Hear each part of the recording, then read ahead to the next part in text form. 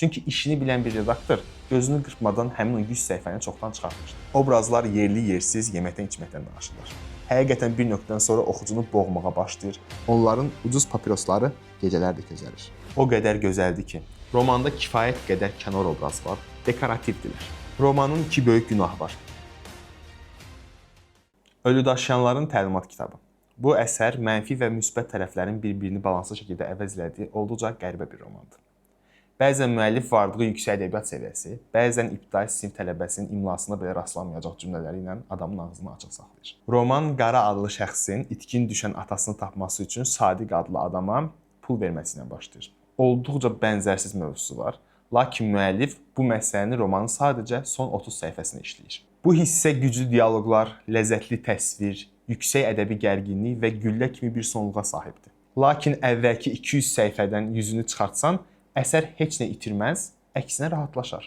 Roman bir növ toy süfrəsini xatırladır. Əvvəlcə soyutmalar, mayonezli salatlar, meyvə şirələri səni köpürdür. Lakin əsas yemək, kabab, aş gələndə sən artıq iştahanı çoxdan itirmisən. Bu məsələdə müəllifin olduğu qədər məncə redaktoruna günahı var. Çünki işini bilən bir redaktor gözünü qırpmadan həmin o 100 səhifəni çoxdan çıxartmışdı. Misal üçün, Qaranın əsgərlikdə başından keçən bir hadisəni sizə oxuyum. Soyuq bir mart səhəri gözümü təzə açmışdım. Özümə gəlməmiş məni Araz adında Laçınlı oğlanla qəbir qazmağa apardılar. Sən demə gecə bir cib kəsən, bölük komandirimizin bacısı oğlunu bıçaqlayıbmış. Oğlan səhərə yaxın ölüb.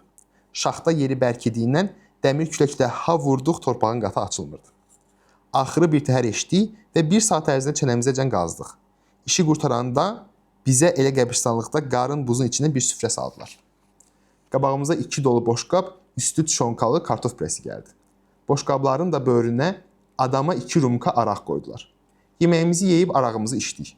Ancaq növbəti gün bərk xəstələndik. Araz nə hala düşdü? Mən hələ qızdırmadan bu hal düşəni görməmişdim. Əclaf məni qorxutmuşdu. Burada nə bölük komandiri, nə onun bacısı oğlu, nə də Araz bizə daha sonra lazım olmayacaq.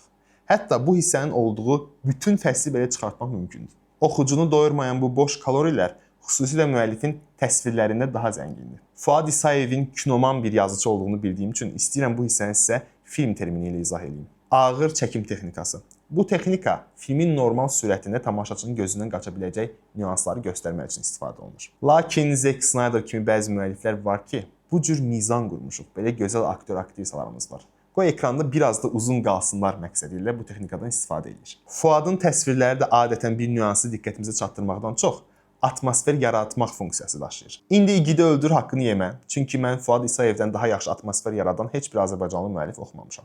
Sən romanı oxuyanda həqiqətən də özünü 90-cı illərdə hiss edirsən. Doğrudur, o illəri Fuadın özü də görməyib. Amma elə ustalıqla işləyib ki, elə bilirsən ki, deyəsən Fuad İsayev həmin o zaman səyyahlarından biridir. Atmosferdən danışdıq, biraz da atmosfer təzyiqindən danışaq. Çünki bu təsvirlər həqiqətən bir nöqtədən sonra oxucunu boğmağa başlayır, səni hövsələdən çıxardır və əlbəttə romanın axıcılığını aşağı salır. Belə bir hissə qapırsan ki, müəllif romanın filmləşdirilməsini həddən artıq istəyir və rejissor ssenaristin işini asanlaşdırmaq üçün romanda əlindən gələn hər şeyi eləyib. Belə bir hissə oxuyum sizə. Sadiq qonaqlar gələnədək özünə qayğı göstərməyə qərar verir və hamam otağında vannanı isti suyla dolduraraq içinə girir. O kisələndikcə suyun rəngi tündləşir. Qollarını sürtür, ombalarını və yanbızını qaşıyır. Üzünü sabunla ağardır, bığlarını daraqlayır. Xayasını ovucuna götürür və köpükləyir. Bütün əzalarının qaşıntısı kəsilənədək yuyunur və hamam otağından çıxır. Yatdığı otaqda qurulanır, adikolanlanır. Əvvəlcə alt paltarını və corablarını, sonra şalvarını, yun köynəyini və pencəyini geyinir. Və döş cibinə bir qərənfili, bir tovuz lələyi ilə yanaşı vurur və otaqdan çıxır. Yəni çimir. Bu səhnəni Zack Snyder Batman və Superman filminə çəkib, lakin filmə qoymayıblar. Müəllifin kino çəkənlərə örnək götürməsini bir də Tarantino-vari dialoqlarında görürük. Obrazlar yerli yersiz yeməkdən içməkdən danışırlar. Halbuki bu səhnələr romanın hissiyatına o qədər də xidmət eləmir. Xalis qatığın tamı başqadır da. Yadındadır, bizim həyətdə axşamlar qatığa çörək doğrayıb yeyirdik. Hə, yayda ləzzət edərdi. Qara, rəhmətli atamın yaman acığı gələn şey bilirsən nə idi? Demək ki, kişi həmişə çoban bastırmazı pişirirdi. Elə pişirdi ki, adam 5 kilo da yesə doymurdu da. Kəkli otu, soğandı, duzdu, istiyotdu, nəlbəkki də yanında olurdu. Bir erkək toğlunun ayağını qatıb kəsirdi. Dərisini soyurdu, doğrayırdı. Səliqəli, nə tər lazımdırsa.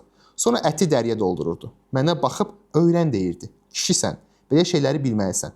Gülürdü. Dərinin ağzını düyürürdüm. Kösövlərin arasına qatıb üstünə kül tökürdü. Gözləyirdik. Dərinin açıq qalan balaca qulağından par verəndə mən atılıb düşürdüm. Par çıxırsa deməli pişib. Kişi mənə təpinirdi. Kişisən, atılıb düşmə deyirdi. Mən o kababın ətindən həmişə bir tikə də olsa əlimi alıb soyuq qatığa salırdım. Ətin üstünü qatıqlayıb sonra yeyirdim. Atam da tərs-tərs baxıb, qatıq yeyənsən qatıq yeyərdin. Mən bu boyda kababı nəyə elədim deyirdi. Qatığı saxla, boş qabına tikədən çək. Hə, daha o kababdan gəlməz. Kişi getdi. Əlbəttə bu kabab çəkmə texnikasından danışılan səhnə bizə heç nə qazandırmır. Bunu danışan obraz da bir o qədər əhəmiyyətli deyil, lakin belə bir səhnə var və bu danışılan hər şeyi qarşı tərəf onsuz da bilir. Romanda yeməkli başqa dialoqlar da var, amma xüsusilə bu dialoqu ona görə seçdim ki, müəllif özü də bu dialoqun əslində heç də yaxşı olmadığının fərqindədir. Çünki yazır. Atası o kababdan mənim gözümün qabağında da pişirib. Mənim atam kimi vəfadar da yeni bir söz danışmırdı. Ancaq nədənsə onun sözünü kəsmək istəmədi. Bu cümlələri vurğulayaraq dialoqum pisdir, amma bunu yazmaqda bir məqsədim var donu, illüziyası yaradır bizə. Bu məndə daxil olmağının bir çox yazıcının elədiyi səhvdir. Çünki əgər bir şey pisdirsə, onu hansısa bəhanələrlə legitimləşdirmək lazım deyil, sadəcə silib atmaq lazımdır. Bir də müəllifin vizuallığa üstünlük verməsini çəhrayı qoç, bənövşəyi maşın, konfet dolu banka rekvizitlərində görürük. Əslində başqa bir romanda bu detallar heç mənim diqqətimi də çəkməz. Amma bu əsərdə ədəbiliyi bunlar biraz da bulanıqlaşdırır. Romanın film sayağılığını tənqid etsəm də, bu əsər ssenari deyil. Həqiqətən də ədəbiyyat olduğunu xatırladan yerləri var. İstəyirəm onlardan birini oxuyum. Sən isə bir axşamçağı bu həyətdə dayan. Bax, gecəni gözlə. Gecə hər tərəfə bütünlüklə nüfuz edəndə bu imarət iriləşir, genişləyir. Və sən marağından gecənin ən qatı çağına dək həyətdə gözləsən, qulaq as, müşahidə apar. Bəlkə də qulağına külünk səsi çalınacaq. Malakeşlərin sirildiyini eşidəcəksən. Və bəlkə də lap diqqətlə baxsan, hər an işləməkdə olan və bu imarəti tikib böyütməklə məşğul alnı tərli fəhlələri görəcəksən. Onların ucuz papirosları gecələr də gözərir. O qədər gözəldir ki, hekayəyə xidmət etsə də, etməsə də beynin ona məna qazandırır.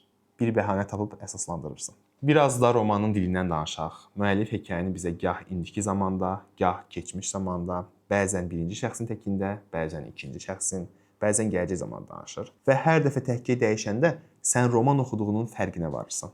Hekayədən qoparır bizi. Halbuki romanın əsas obrazları Qara və Sadiq səni hekayədə saxlamaq üçün canfəşanlıq eləyirlər. Hər ikisi kompleks yazılıb və bəlkə də Sadiq mənim Azərbaycan ədəbiyyatında oxuduğum ən tükürpədən, ən dəhşətli antagonistlərdən biridir.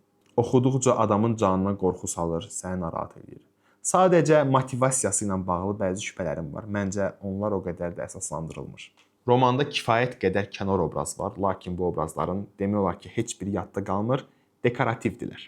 Müəllif kəmfürsət, sərbaz, xof vurmaq kimi demək olar ki, işlənməyən sözləri dirildir və göyəmi, damaqlamaq kimi sözləri dilə qazandırır. Mətndə kifayət qədər varvarizm və dialekt mövcud. Lakin romanın keçdiyi dövrü nəzərə alsaq, bunlar heç də romanın ruhuna xələl gətirmir. Romanın iki böyük günahı var. Birincisi, gözləntini çox yuxarı dartır. Misal üçün, Öldaşıyanların təlimat kitabı. Bu ad mətndə özünü doğrultmur və ya üstünə yazılıb. Mən yoruldum və bir an xoşbəxt olub vətənə xəyanət elədim. Bu məsələ səndə yaratdığı təəssürat romanda mövcud deyil. Sadəcə bir söz kimi deyilir və keçir. İkinci böyük günah da müəllifin redaktora demək olar ki, etimad göstərməməsidir. Düşünürəm ki, işini bilən bir redaktorun əlində bu əsər Azərbaycan ədəbiyyatında önəmli bir yer tuta bilərdi. Nəticədə Öldaşıyanlar üçün təlimat kitabı heç də pis deyil. Oxuyub zövq ala biləcəyinizə inanıram. Yaxşısı ilə, pisi ilə haqqında danışmağa çalışdım. Gələn verilişdə görüşərik.